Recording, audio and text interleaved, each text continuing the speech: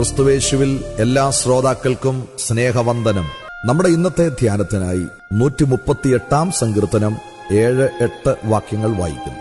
ഞാൻ കഷ്ടതയുടെ നടുവിൽ നടന്നാലും നീ എന്നെ ജീവിപ്പിക്കും.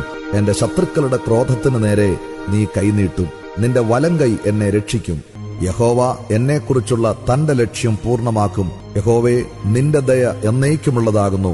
തൃക്കൈകളുടെ പ്രവൃത്തി ഉപേക്ഷിക്കരുത്. പ്രിയമുള്ളവരെ, ദൈവത്തിൽ മാത്രം ആശ്രയം വെച്ച് മുമ്പോട്ടു പോകുന്ന ഒരുവന്റെ ജീവിതത്തിലേക്ക് കഷ്ടതകൾ കൊടുങ്കാറ്റ് പോലെ കടന്നുവരും. മരണത്തിന്റെ താഴ്വാരങ്ങളിലൂടെ അവന് യാനം ചെയ്യേണ്ടി വരും. എന്നാൽ താൻ വിശ്വസിച്ചിറങ്ങിത്തിരിച്ച കർത്താവിന്റെ കരങ്ങൾ അവനെ അഗാധങ്ങളിൽ നിന്ന് കോരിയെടുത്ത് രക്ഷിക്കും. ഈ പരമാർത്ഥം അനുദിന ജീവിതത്തിൽ അനുഭവിച്ചറിഞ്ഞാണ് ദാവീദ് ഈ സങ്കീർത്തനം പാടുന്നത്.